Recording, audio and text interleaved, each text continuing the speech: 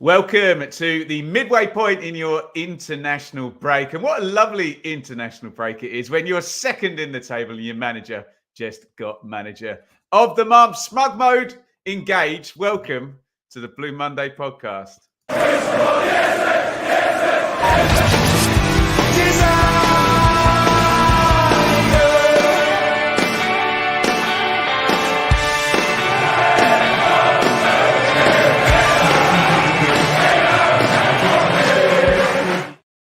So, Craig, let's do a bit of therapy. I need a bit of therapy, and I feel that you're the man. So, the problem with me is I'm like a lover who's really giving, and I'm scared of getting hurt. Right? So, I come on here, Craig, every week, and I say, "This has been the best 3 months ever. This has been the best 5 months ever. This has been the best 7. Where are we now? 8 months since Valentine's Day." Am I just in self-preservation mode here? And do I need to move as an Ipswich Town fan from this enjoy it while it lasts mode into, hang on a minute, we're actually quite good. We've got loads of points now. I'm just scared of getting hurt if I do that, Craig. What's your take? Jesus Christ almighty. What sort of question is that first? Yes, I'm fine. Thank you, Bear. Thanks for asking. I've had a lovely day. No one cares how you are. Solve my problems. Oh, okay. Well, crikey. How long's this podcast? That's excellent. I'll give him that one. Yeah, it's oh Christ, let's just ride the wave. Who cares if it's gonna end anytime soon? You know, let's hope it carries on regardless. That I think I was thinking about this actually a couple of pods ago, and Joe sort of alluded to it in one of his closing statements, is you enjoy it now because we're very it happens very often that you don't realise what's happening until you look back when things have gone to, oh, Cross, going to swear then, Rich will tell us off. When things have gone badly, you look back and think, crikey, we had it good then, didn't we? Do you remember those times? Blah, blah, blah. Enjoy it now, yeah? You can look at the league table, look at the performances, enjoy the football, but do it right now. Let's not wait for something to go wrong to look back and think, God, we had it good then, didn't we? Do you understand my misgivings though, Dave? I'm looking at this now and at this points total, and I probably, like a lot of Ipswich fans, have done a lot of maths in my international breaks and projected a lot of things, and they all look really good. And I'm almost, there's never going to be a change point for me. Just before you answer that, Dave, just say a big thank you to Gary, who's in the chat. Welcome everybody to Blue Monday podcast. By the way, if you're live in the chat, thank you, Gary. £10 on the super chat, very, very kind. If you're listening on audio, by the way, you can come and join us for free. You don't have to be as benevolent and lovely as Gary has just been. But yeah, you can come and join us each and every Sunday at 8 p.m. Dave? Can't remember what the question. No, I can. Ben, I think this perhaps coincides with our little podcast, isn't it? We started 8 seasons ago now. We've had to wade through so much crap, really, haven't we, over these past few seasons, up until maybe a year ago, maybe, but certainly up until perhaps the last 18 months. That's not been necessarily fair on Kieran McKenna, because it had started before then.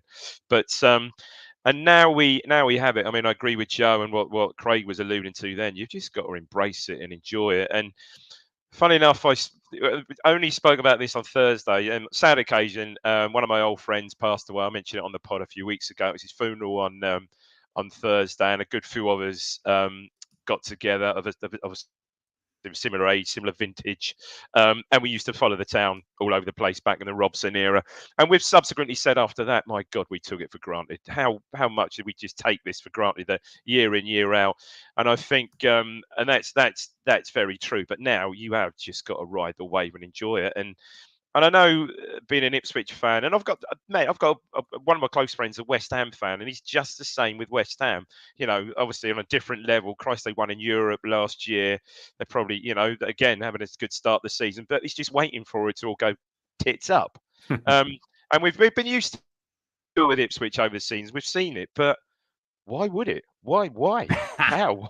Why would it now? I mean, literally, I'm being with a foot in that sort of ultra pessimistic camp before now. But I mean, you just got to be convinced by it, because it's not like Shrewsbury 3 or 4 seasons ago, is it? You have to believe it, because it's just brilliant, isn't it? You just week in, week out, you're just seeing it develop. By the way, guys, there is a poll going. Tonight we're going to go over a couple of news bits. We'll go over the last month, not in granular detail, but hopefully in what we learned in kind of the way we did before for the sort of August reviews. And we will have a look ahead at next month. So the poll in the live chat at the moment is how many points are you expecting from the next block, which is 5 games, 0 to 3, 4 to 7, 8 to 11, 12 to 15, the maximum, which you all know anyway. So get voting in that, and we'll bring that in later. But Craig, it's difficult when you're talking about manager of the month, because there is nothing that deranges football supporters like the manager of the month award. Sometimes teams that have scored 1 point in 6 games, their fans still think, oh, he should have been in with a shout this month. Look at what he's had to put up with. And then you have all this nonsense about curses and fun. I wish he didn't win and all of that. But Kieran McKenna is the manager of the month. We should point out to our Leicester City friends that they did only play 4 games in the calendar month of September, but they did lose one to Hull. Craig, the other nominees were Errol Ballou of Cardiff. He'd probably be my second expectations. Liam Rossinia, who was beaten by Kieran McKenna, and good old Tony Mowbray, who I believe if he got 12 points must have been the only other manager to pick up 4 wins, given that Leicester played Blackburn one day after September ended. What's your take on the Manager of the Month award? I thought it was a bit of a shoe-in, to be honest. Yeah, well deserved, wasn't it? And as you say, the other competitors or nominees were managers of teams apart from Murray that we'd beaten. So, you would have thought that McKenna already had one up on those guys as well. It's a nice thing. It's a nice recognition. We haven't been short of acknowledgement and recognition, have we, really, since the season got going. It just adds another layer to it. But obviously, as ever, the managers equally effusive about the backroom staff and the coaching staff, and it does seem from the outside looking in to be an absolute team effort, doesn't it? When there was the good town podcast, wasn't there, with Lee Grant and who was the other guy? Charlie, was it Turnbull? Charlie, the other guy who was on there, and that was sort of backed that up in that it's a team effort. Everyone's together. The coaches, the assistant manager, the manager, the analysts as well. It's just one huge, well defined, well sculpted that McKenna's put together this pretty A team. I was going to say crack squad of coaches, intellectual coaches, and it's as Dave was sort of saying there about he can't see that it's. Pretty much Dave just guaranteed promotion by saying he doesn't think this is going to this can't fail. What? But you don't see anything happening by chance, do you? Everything's happening as sort of being planned out. If you see what I mean, there's nothing happening. We're not going through game thinking, crikey, we were lucky to scrape a 1-0 there or scrape a win there. Things are happening methodically, and at the moment, teams are, fingers crossed, struggling to sort of quell us. Dave, obviously the guys that do give the Manager a Month award, they've got to look at the table for that month and the points. But I think we can, I'm starting to call him Mr. Midas McKenna, because we can look at a lot of other things where you put the table and the points accumulation to one side, and things like team selections and players being dripped in and substitutions all going right. There's more to it than just freeze the table for September and who got the most points. Do you agree? It is remarkable. Also, what you have to throw into the mix there is, don't forget, is the win over Wolves as well, of course, which has to be factored in. I suppose it does if that's the EFL Cup and it's the EFL. Well, I guess it must be, surely, kind of. Yeah. I mean, you are right. He certainly this certainly in recent weeks. The sort of Midas touch. I mean, he brings on Brandon Williams at halftime against Huddersfield, and he scores the equaliser. All 4 substitutes had a hand in the fourth goal. I mean, it is just 5. Sorry, had a hand in the 4th goal last week. However, that's a reflection more on the size and depth of the squad, isn't it? And the strength you're just bringing off the bench. But I just think it's just just the whole belief around the club, the good feeling. Why, I don't see any reason why. Look, you're always going to have games when a penalty decision goes against you, or a tight game, deflected free kick, something like that. You're always going to get that over the season. You are, but as Craig said, just the planning and everything that goes into it is just so meticulous now, and the confidence levels and the belief is so high that. Look, spoiler alert, we're going to get to it in a minute, but 8 points clear of, only played 11 games, 8 points clear of third place. It's just, it is a, Rich has said it, described it before, it's like a juggernaut, and it is. It really is. Yeah, I don't really know how else to sum it up, really. It's just, look, we are hopeful going into the season with the momentum we finished last season. I think we're all hopeful of a half decent start to the season. Looking at the fixtures, the first few fixtures, but you couldn't have dreamt this. No way. I want to just, before we talk about England versus Australia for strange reasons, and Ipswich Town podcast, Craig, I want to just pick up on something Dave said, because obviously in my capacity on the other YouTube channel, I speak to a lot of Championship fans, and Dave mentioned squad depth. Okay, Craig. And what the naysayers, and some naysaying has kernels of truth in, Craig. Some is just, confirmation bias to try and make other fans feel better about their own team, and that sort of thing. We all do it, don't we? But what I'm hearing is, winter, injuries, blah blah blah, regression to the mean, fine, get all of those. And I'm also hearing squad depth, right? And I accept that in terms of money ploughed into a 25-man squad, Ipswich don't touch Leeds or Southampton or Leicester or Norwich or Watford or blah blah blah. But when we're talking about squad depth, surely this is more to do with players who are, and you and I had a big argument about Marcus Harness, which I think I probably need to concede defeat on now, don't I, after the past month? But depth, surely, Craig, is more about players who are able to come in and play the system at a similar level to the first team, rather than we've got a £5 million winger on the bench, right? Yeah, exactly that. And as you were chatting there, I was sort of trying to formulate who our depth would be made of. And you probably think, well, it's Ladapo, who came in for Hurst and scored 2 goals, didn't he, when he come on as an early sub? So with all goodwill in the world, Freddie Ladapo's arguably a lower Championship player, top of League One player. Jack Taylor, another one of your squad players, has played in the Championship before, but you would probably concede that he's again a top League One player yet to really prove it in the Championship. Marcus Harness, as you say there, Ben, again a top League One player, but they're coming very in fit for purpose, Marcus Harness. 100%. But they're coming in doing their job. And you're not really noticing much of a dip in performances. But as you say, Ben, that's because these guys have been coached, they've been drilled, they know their job that they're due to do week in, week out, and it's proven that the players that they're replacing aren't necessarily top Championship players, are they? Because they haven't yet proven it in the Championship week in, week out. But it just goes to show it's again the coaching behind the scenes that you're not really noticing much of a dip. It's a seamless transition for these guys when they come in. So I think you're absolutely right, Ben, in that it's the players coming in knowing their jobs rather than them being a £10 million sub that you can bring on.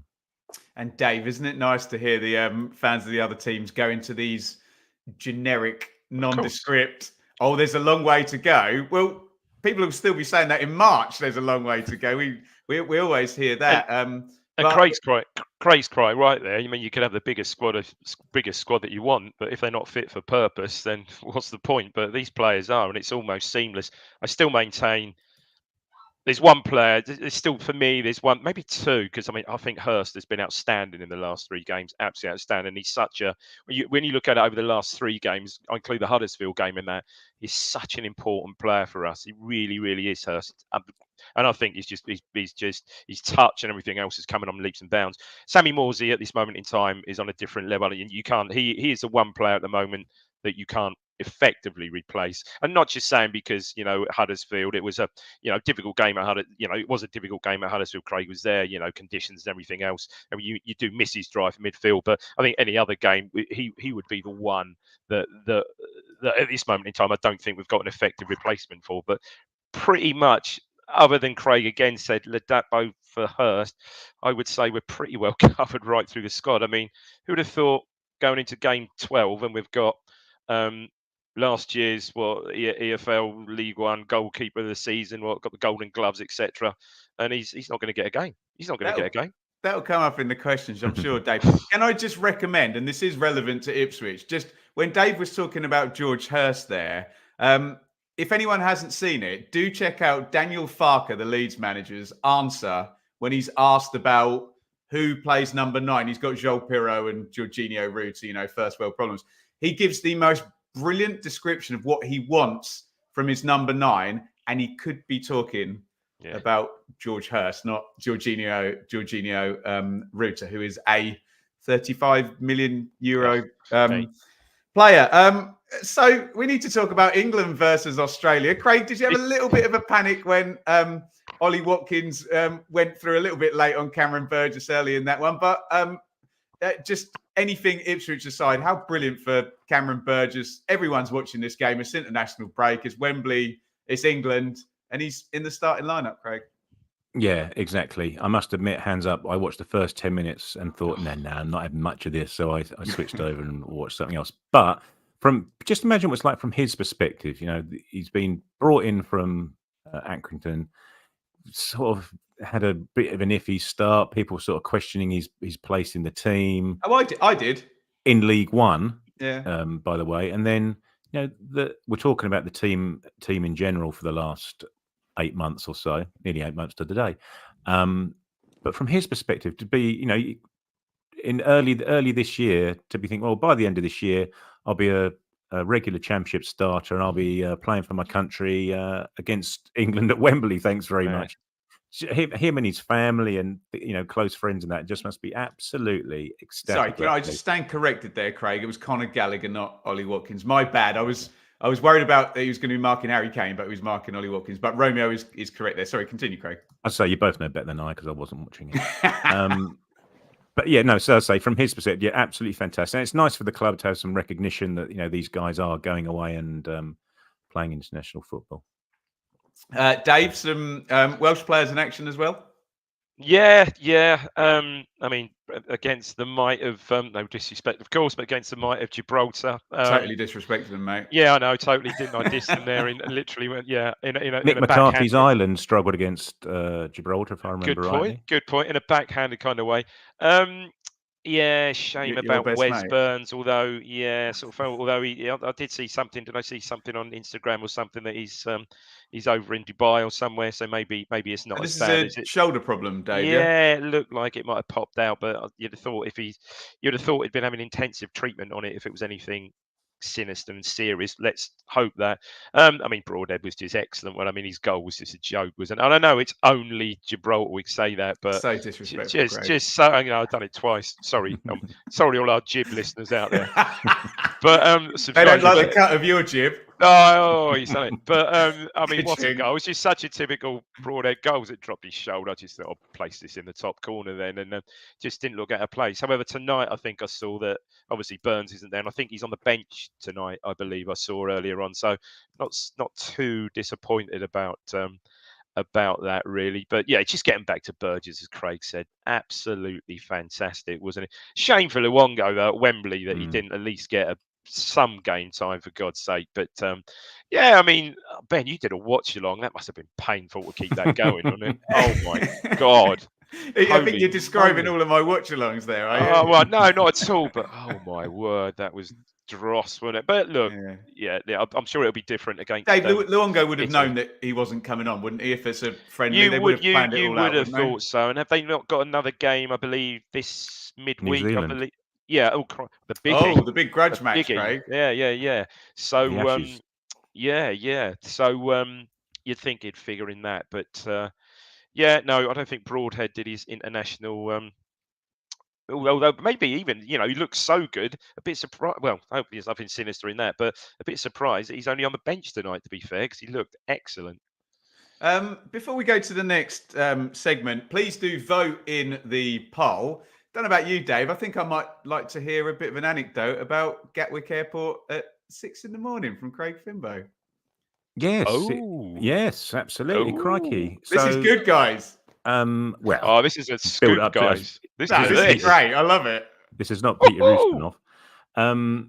Right, I had to fly over for work. I had to get over to the Channel Islands early doors on Thursday, so I was in Gatwick Airport at 6 a.m.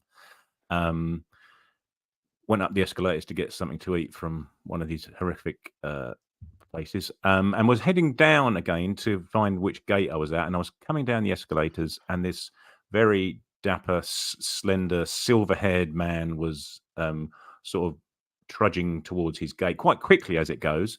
Got to the bottom, and it was Mr. Mick McCarthy. Looking, Amazing. yeah, he looked nice, smart as a pin. He was got his rucksack on. He was heading off to Two straps, double two strap straps. on? Brilliant, Yep. love it. Yeah. So I'd quickly shout out to him, Mr. McCarthy, would you mind if I have a photo with you? I'm an Ipswich Town fan. He said, yes, no problem. He goes, you must be loving your football at the moment. He was very complimentary. I said, yeah, of course I am. Thank you very much. Shake of the hands, etc., etc. I asked him where he's off to. He's off to Portugal. I believe he has a place out in Portugal, doesn't he? I said, are you going to play a bit of golf? He said, yes, I'll manage to squeeze in a few rounds while I'm out there. So, yeah, if you need to get hold of Mick, he's probably currently still over in the Algarve or somewhere. Yeah, absolutely. Yeah, lovely guy. I say he was very complimentary about Ipswich in the short time I had to speak to him. But I say he was off to find his gate, so I shook his hand once more and let him go. Sensational. And if you do want to hear Mick in less prickly form than we were used to him, look at us. We're all so chilled out now. We've all let it go, haven't we, hey? Check him out on Sam Allardyce's podcast with Natalie Pike, because he does an hour with Big Sam. To be fair, he doesn't get to say a lot because Big Sam is holding court, let's just say, but well worth listening to. Right, guys, keep voting in the poll. How many points are Town going to get in the next 5-game block? We're going to have a look back at September. But first, a big thank you to Innovation Labs. And here is a message from our sponsors.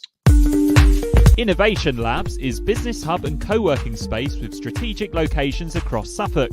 Our aim is to foster innovation, entrepreneurship, business growth, and the development of an AI centre of excellence in Suffolk. Monthly hot desks are available from just £79. For more info, head to innovationlabsgroup.com or contact info@innovationlabsgroup.com. Innovation Labs, providing support for businesses across Suffolk. Locations in Stowmarket, Ipswich, Sudbury, Woodbridge, with more to follow. All right, Dave, let's have a look back then at September. We don't want to go kind of blow by blow. On the excellent Championship Check-In podcast on Thursday, Dave, Sam Parkin said to me, if Ipswich get where they might be going, are we going to look back at September as the kind of coming out party where the world started to take them quite seriously? We'll go into the games, but just start me off on that narrative, Dave. Well, I think you're right. And I take you back, Ben, to the beginning of that, well, to the end of August, and I think we had a very similar conversation. And you laughed, mocked me. Is this make Ben apologise? I've already apologised to Craig about being wrong about harness. But I think you should profusely apologise. Well, I apologise. I believe I did say 3-game week, yeah, somewhere in the region of 12 or 13 or somewhere like that. I don't know. And then you laughed at me so hard. I think I might have backtracked and said, you did. Yeah, 2 points a game would be decent. That's bullying, isn't it? I'm yeah, sorry. You bullied me into changing my thought process. No, you're right. But no, I think he's right. What an absolute superb. Some brilliant Mick McCarthy quotes in the chat here, by the way. Belligerent, bonkers, every point's a prisoner. Be careful what you wish for. As long as they don't use the 2-word comment from Norwich. Oh, the Foxtrot Oscar from Mr. Badger. From Norwich. In the point, he wouldn't have even got on the plane. Absolutely yeah. Sorry, Dave. So September did start with an international break, and we had the sort of big turnaround victory against Cardiff. But tee us up, Dave, with this 3-game week where I did shoot you down for predicting 9 points. It was just really. I mean, I think first game of those was like Sheffield Wednesday, wasn't it? Where I think that still are down there, aren't they? But which we pretty much. I wasn't. Did I see that? I think I might have seen that game from somewhere in Europe anyway, which we're absolutely dominant. The Got Channel Islands where Craig was looking Craig after all was, your sorry, money yeah. games, We're absolutely dominated, didn't we? And 1-0 really certainly flattered Sheffield Wednesday. I think it could have been. Dave, can I just add the context there that obviously since then they've pulled the plug on Cisco, Yes, they have. New manager in. So Yeah, they have. Yeah, I was going to ask you about that. Who's usurped our manager now as youngest in the EFL? 34. Crikey, he's a child, but with pretty good credentials by the look of it. Yeah, so that was a good solid win at Sheffield Wednesday. Really, I'm sure I'm right in saying they didn't even have a shot on target. I don't think all game. 1-0, standard Davis assist Chaplin, and then off to Southampton in the middle of the next week, wasn't it? I think. Yeah, that's right, isn't it? I think. Yeah. Was it? Yeah. And again, another hard fought win. Obviously, And a Southampton. team selection masterpiece, frankly. Team Even select, not so this overplaying that. this was the first, if you want to call it rotation as such. Taylor got a start, and funny enough, we spoke about Taylor previously and didn't really impress, did he? Not that much, but certainly a couple of players that did impress that day. Harry Clark probably had his best game for Town almost to date, I'd say, and Hutchison was very, very good. Put the goal to one side, he was absolutely excellent, wasn't he? Good again. Flaggy made a good save second half, I think, from Shay Adams, and in the end saw that one out quite comfortably. Also, do you want to come in on the just keep that week going there, Craig, and the another mad high scoring game, and we can talk about this. Probably come up in the questions, to be fair, but the Blackburn win and just things unfolding in an unfathomably perfect way. Yeah, that's right. And as Dave said there about Clark's performance at Southampton, Williams also had a good game, didn't he? He was started on left, didn't he? Because Davis. Yeah, of course, Davis. Had Kyle Walker-Peters, who's very good as well. They were up against. That's right. But what Clark did is he popped over to the left, didn't he? When Williams eventually ran out of steam, Clark went over to the left and did a job over there, didn't he? And then he followed that up with his first goal at Portman Road against Blackburn, that shot from the edge of the area. And so that was a good game to watch. That went a bit of a ding dong. I was quite impressed with Blackburn actually in terms of their attacking intent. Smodic, as he always does, scored against us, but it's nice to have get one over him at last. But yeah, so we were sort of back to our we brought some players in during the week, but then swapped them out again for the weekend because Broadhead had come back in, hadn't he, as well? He obviously scored from the edge of the area. Couple of goals in between, but again, it didn't feel like we weren't ever in control of the game. So and it's been quite noticeable and understandable, really, that even when we do get pegged back, the crowd is still. But Craig, isn't that our PTSD in the crowd going, oh, this is the bit where Ipswich mess it up? And Kieran McKenna's just not got that stain on him, has he?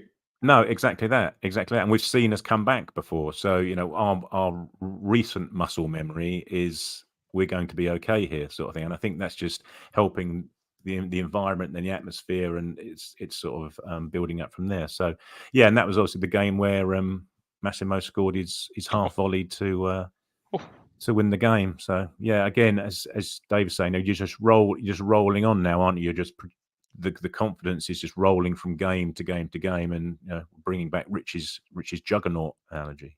Yeah, and Dave, right. This EFL Cup game against Wolves is so funny that when you're down in the dumps and you're not winning games, these EFL Cup games become a barometer for how bad things are. But when you're doing well, all of a sudden you change a load of players, come back from 2-0 down and win. Mad, isn't it? And win 3-2. It just seems to be a microcosm of what's going on in the league all the time, isn't it? Absolutely crazy. You're 2-0 down in 15 minutes, and to be fair, really hadn't got hold of the ball at all. And you think, okay, this is what it's all about. We made 10 changes. The next level. Which, to be fair, one of the earlier games, maybe the game against Cardiff, when you're 2-0 down, you're always thinking, okay, all right, so this is really where we are. But got two goals back, and that really another nice goal from Hutchison, and then the goal that wins it is just madness of Taylor. Just sort of gets the ball out of his feet and thrashes one in the roof of the net from about 20 yards. I mean, it just sums it up to the Wolves side that 4 days later beat Man City, admittedly with a one or two more than one or two changes, but I think with the core of the So side. wait a minute, Dave. Are you saying? Yeah, no, absolutely. No, I'm not. No, I'm not. Football I'm not. supporter mathematics. No. Yeah, of course. But with certainly, I think the core of the side, certainly Traore and Wang Chong, the winger, certainly played against Man City. So, yeah, again, it's just the belief and that whole momentum, just on it goes again.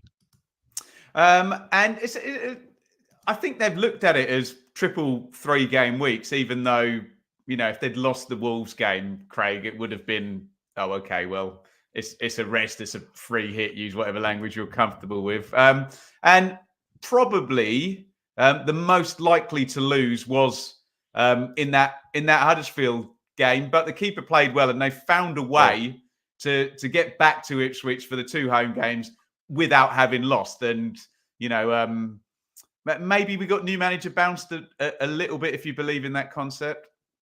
Yeah, I think we did. And Dave was there as well at that one, along with myself. Yeah, they're up for it. And just quickly, sort of referring back to the Huddersfield game, as we were talking about earlier about squad depth, it is allowing those guys to come in and have games and get up to speed, isn't it? Edmondson did well that game in the Wolves game, and that helped him a couple of games later because he started, didn't he, instead of Burgess.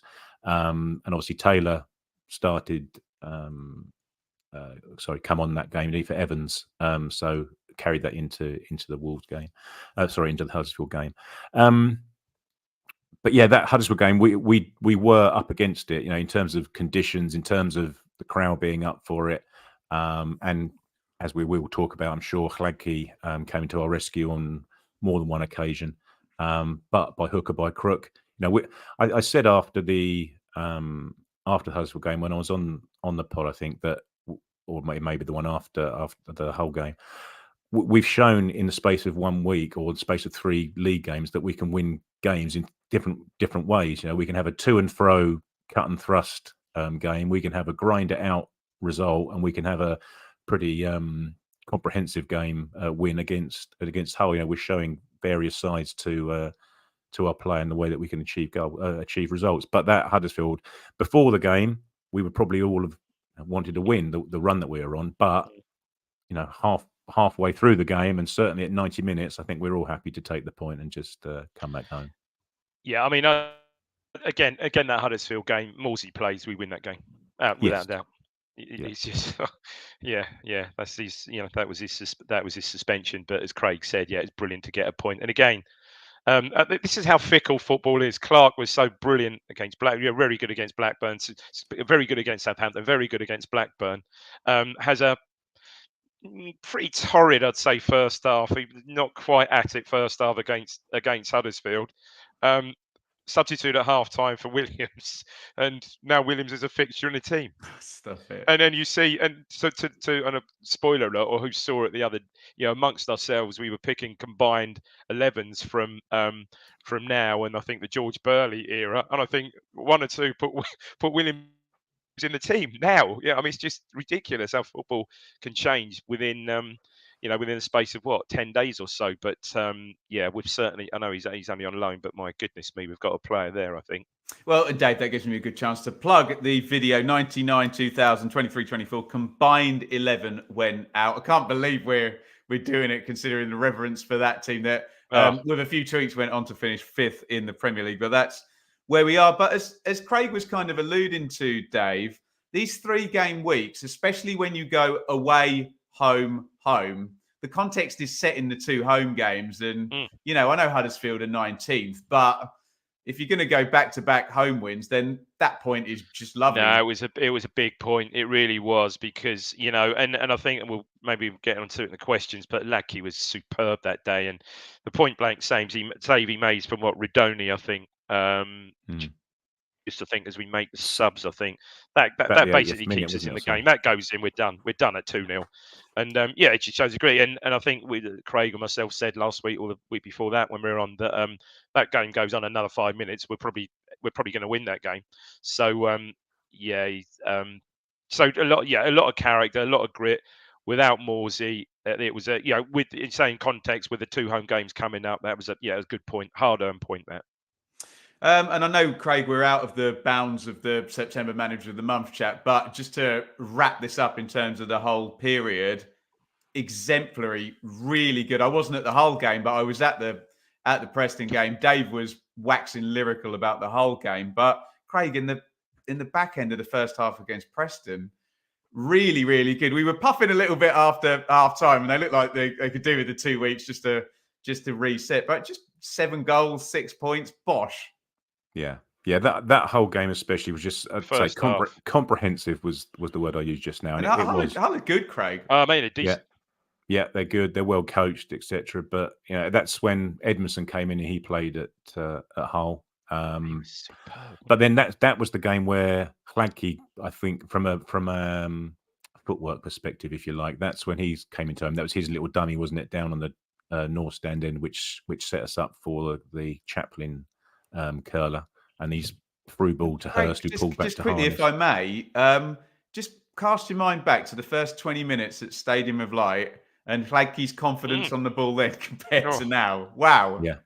Yeah, absolutely. And also, as we may talk about, or we may not talk about, it's going to be difficult, I think, now, having thought about it for a week, for Christian Walton to get immediately back into this team, because Hladky is now becoming instrumental to the way that we play from the back. There's a really good article. I stuck it in the Telegram chat. There's a really good article on The Athletic. If people have got a subscription to The Athletic, look it up. It's about, I think, what's the guy name who does the Italian football? James Richardson. No, he's long-haired mate who's always on. James Horncastle. Yeah, I think it's one of his articles, and it's about a guy who used to play for De Zerbi at Foggia, I believe, in Serie C, who was a futsal player, and he used to control the ball with the sole of his foot. That's what he used to do to control the ball, and he sort of persuaded De Zerbi to coach that into his players, because it then allows you, rather than controlling it with one of your feet and it therefore pushing out to one of the sides, you control it with your foot. You've got both options available to you, and that's sort of where the whole De Zerbi style of play sort of comes from. So there's a really good article on that, and I see if you watch us play, that's what Hladky does. He'll stand with his foot on the ball. Wolfenden does it, stands with his foot on the ball, and they're waiting to be attacked. They're waiting for somebody from the opposition to break, and that's when the spaces appear. Some people in Churchman's may find it a little bit harum scarum, but it's done on purpose. They've paid their money, Craig. Absolutely. As we said, he's no Will Norris. No, he isn't. But to say, but he is now becoming integral. And if you read that article, you can sort of see mirroring our style of play at the moment. So it's going to be absolutely intriguing to see how, if Christian Walton gets back into that team. I agree. Yeah. Tough one. Nice. What a lovely issue to have. What a lovely and unseen. You wouldn't even think that, would you? No. Can I just say, there was two at the couple of years, Dave. I've had Kane Vincent-Young as he's going to be the one we build around. He'll never be out of the team. I've had Christian Walton as he's going to be the one we build around. He's never going to be out of the team. But I think we'd all said before the start of the season, the 2 key players, well, there's more, obviously Broadhead, Chaplin, but 2 key players for me at the start of the season would have been Walton and Morsey. And, I hear Walton's got this, whatever it was, this foot injury plant or whatever it is, going to be out for like 8 weeks. This is no. And then, as you quite rightly said, you saw the first 20 minutes of a very, very nervy start. Not unsurprisingly, Stadium of Light, first game of the season. But then again, you can't underestimate. He won us the points with that point blank save, last kick of the game. 40,000 in, half an hour stoppage time. I mean, 13 minutes, wasn't it? He wins us the points with that point blank save, right at the end, and his confidence has just grown from there, hasn't it? So, I mean, it's been mental. We've conceded a few goals. Certainly conceded a few goals at home.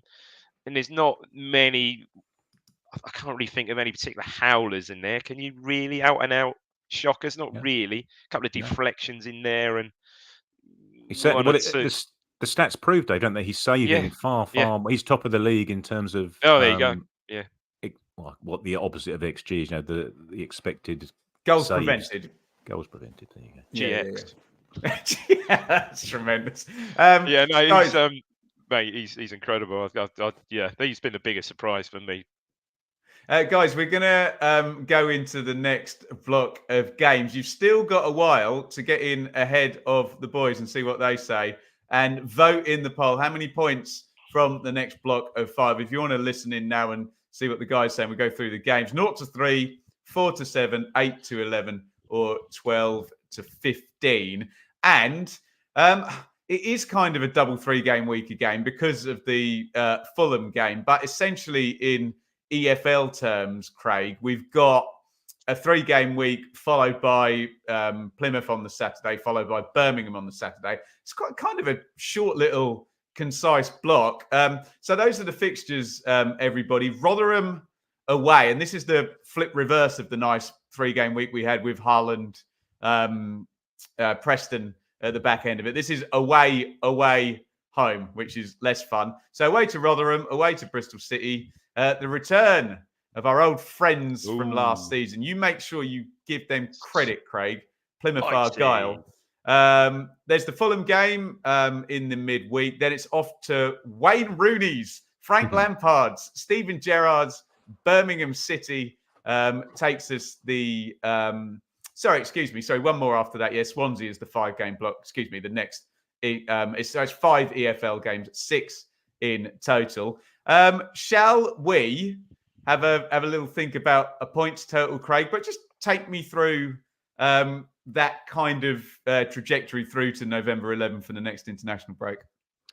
Yeah, well, again, it's without being. Am I being disrespectful? I'm not. These are again a good gauge of where we find ourselves in terms of championship teams. They're not necessarily teams that you would expect it to be at the top. Potentially Rotherham, you might have thought they should be towards the. Craig, if you're wondering, Dave's writing down the number 3 5 times on his piece of paper. Yeah, 3 times 5 is 15. Dave, just no. To be fair, I've got this on 16, and I'm not sure how. I think I've counted Fulham as a league game, and that's how he does his expenses, ladies and gentlemen. Craig, we're going to beat Rotherham so heavily they're going to give us 4 points. Is that what you're saying, Dave? All receipted. Those are. God dear. Craig, stop letting this hoodlum interrupt you. Craig.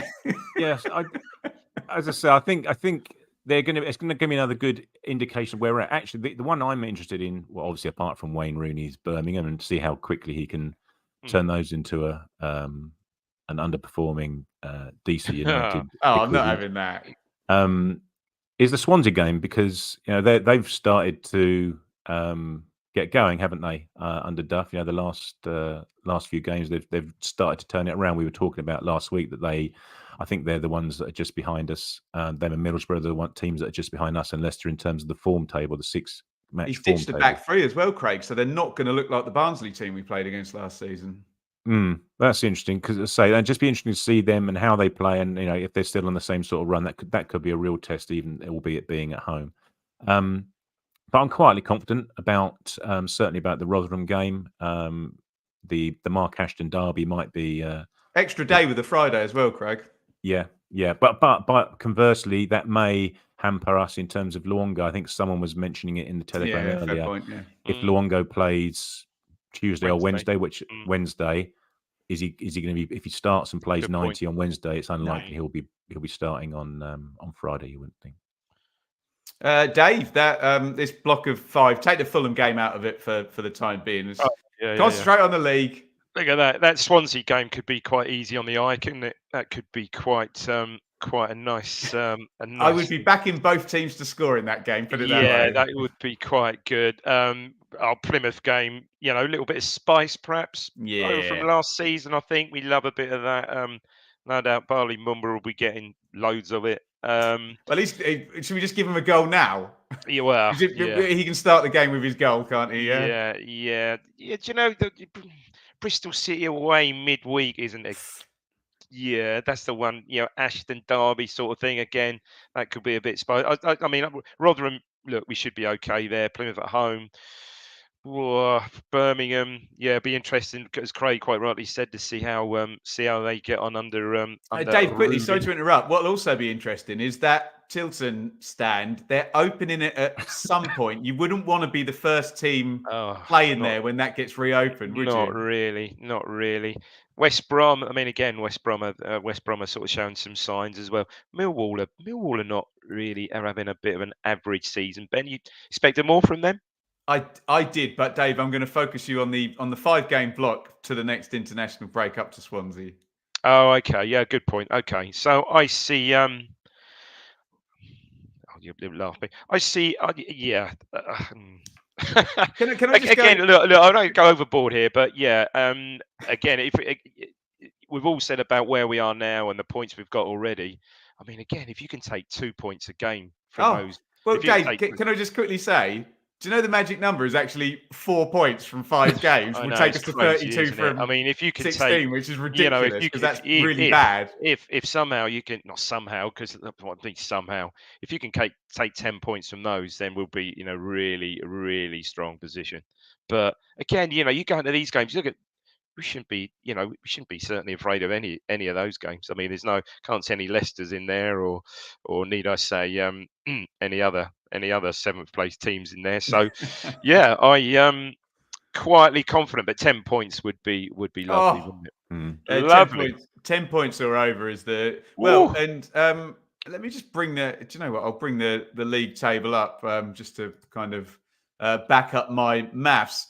And I suppose it is a bit silly. We do track the 2 points per game. I think sometimes when you're doing the projections, Craig, you do forget it's a race and you have to react to what's actually happening in the race, not be adding up 10-year averages and whatnot. Because and Dave was talking about 3rd place. I think most of us are looking at 5th place, aren't we? And Leeds will not be judging this on, we need to do this. They're going to be judging it on, we've got to reel these guys in as quickly as we possibly can. But I mean, we'll get let's do the poll results first. So you can tell we're an Ipswich podcast. 63% think 8 to 11 points. So Craig, if you were to call that 8 points, the thin end of that would be 36 points from the first 16 games, which so what is 8? Win, draw, loss. That wouldn't be the worst in the world, and you'd still be on a brilliant total, Craig. Yeah, absolutely. And I think I'm sort of along the similar lines to Dave, really. I can't really see us losing any of those games. If you ask me right now, I've just had a quick look at Birmingham's fixtures. We are their first Saturday home game under Wayne Rooney. They've got they're playing Hull this week in a couple of midweeks time on a Wednesday, but we're with their first Saturday home game. So whether that affects in terms of the crowd and etc. Yeah, I'm penciling in 10, 11 points from these 5 games. And again, 10 points in those games, you've consolidated first. You're giving yourself a buffer, aren't you? You've got your consolidated buffer. First or second if you can take 10 points. Yeah. Leeds aren't gaining too much ground on us if we're collecting 10 points from these 5 games. If you're on, if you do get the magic 10 there, you're on 38. What's Leeds' maximum upside is 34, isn't it? If they get all 15. So, that's the kind of start we've given ourselves. And look, when we talk about Leeds, Dave, it's we're very much playing the long game here, and you kind of look at a year 1 parachute team with a 2-time title-winning manager in the dugout. They've got 17 points from their last 8, I think I'm right in saying. So if you roll out 17 over the next 8, probably going to be closer possibly to us than they are now. They're going to be playing, no doubt. They're going to be playing you'd think they're going to be playing some top 6 teams. Norwich away Saturday. Norwich, there you go. And they go to Leicester on November 3rd as well.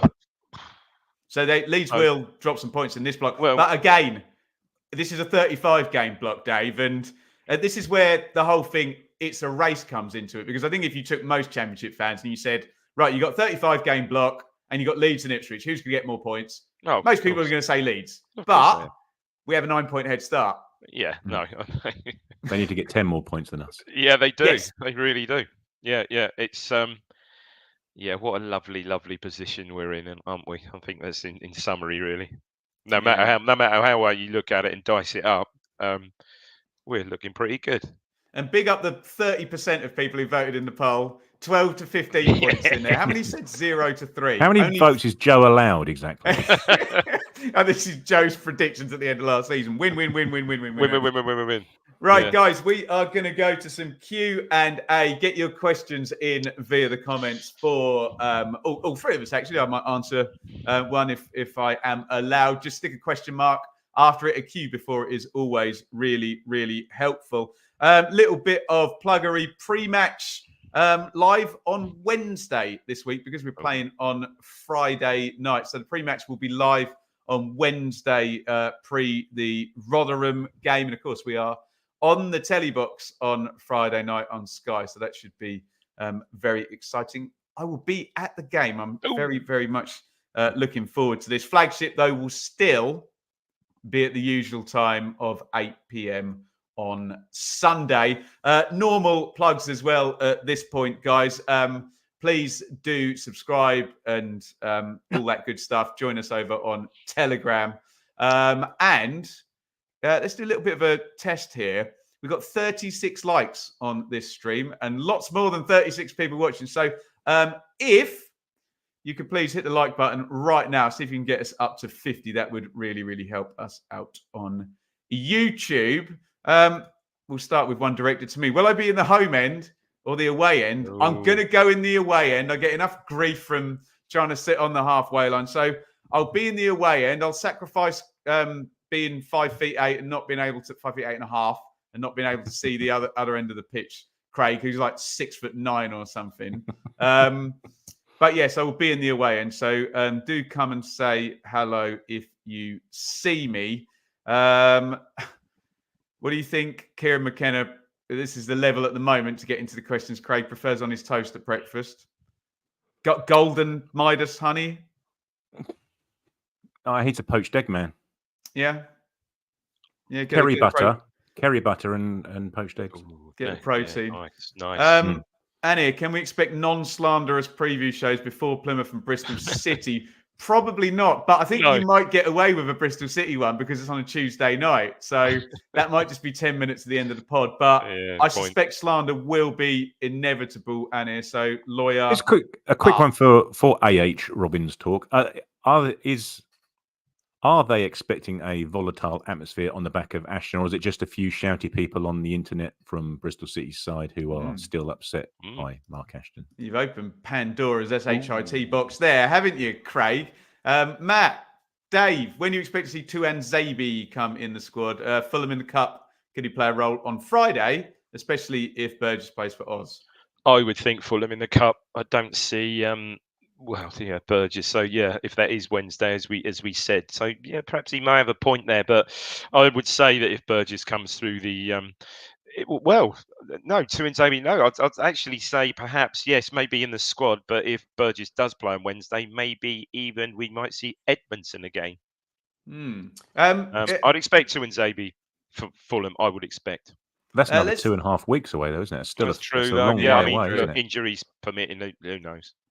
Let's keep this moving. Norman, if you could choose one championship player from the teams we have played to put in our first team, who would you choose? Now, people always go overly literal with this. Just pick the best player, Craig. It doesn't matter where they have to fit into our teams. And we have played Southampton and Leeds. Yeah, well, I was sitting on a sun lounger in Turkey for the Leeds game, so I can't really choose one from there. I was going to say Walker Peters, but we don't really need a. Oh, it doesn't matter. You're essentially getting a 30 million quid asset if you have him. So, Dave? Yeah. I must admit, it should be down there, but I do like Schmodix, to be fair. Yeah. I'll just go for one of the massively expensive Leeds forwards. So I'll go for Piru to be backing up George Hurst. Player of the year so far, Romeo, and this can be a 2-word answer. I'll go for Leif Davis. Craig, who are you going for? I'm going for Sam Morsey. And Dave, I assume you're going for the same. Yeah, I am. Boring. Sorry. Yeah. No. You should player of the month every month, any really. Every week. That should add up to player of the season, Craig. His levels are just off the charts. If those awards are indeed fit for purpose. Michael, will we have Norwich on toast this season? I don't want to talk about that, Dave. No, don't. Just defer that until December. Just put it to the back of our minds. Try to. I saw one of my Norwich mates, Craig, at the weekend, and he said, "Right, what's going to happen, Ben? You're going to beat us twice. You're going to finish third. We're going to finish sixth, and then we're going to beat you in the playoffs." Was his take. Can you imagine? I don't like that. Can you just imagine that? I can imagine it in seasons past. I'm a little bit more yeah, you're right. Yeah, you're right. What am I talking? I've regressed Currently. the game. Yeah. Brutal. Rich, England v Italy watch along on Tuesday, BB, with a turd emoji. Yes, I will be. Is that to you or is that to the Matt? A bit harsh, Rich? Jesus. What can I do? Craig, I can only go with what I'm served up. Yeah, that might.